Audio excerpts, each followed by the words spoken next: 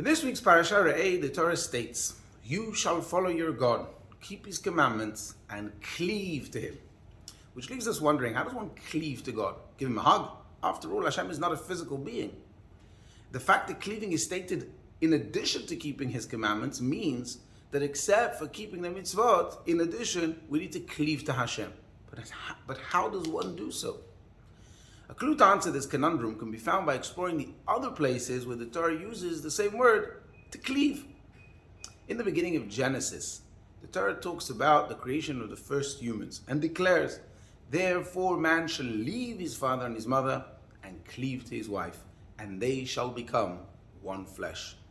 Cleaving to one's spouse is not simply living together and navigating life together.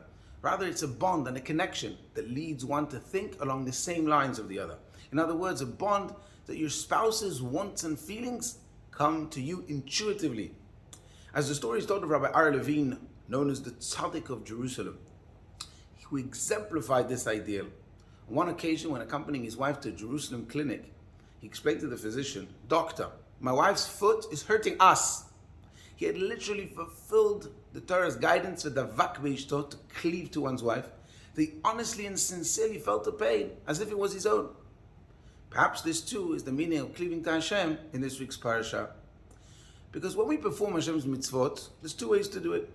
We can simply obey God's instructions as orders from a divine commander-in-chief, which is nice and good, but nonetheless still the simple way of doing things. Because mitzvot have a second aspect, which can be very deep and emotional. You see, every mitzvah serves to connect us, finite humans, with our infinite creator.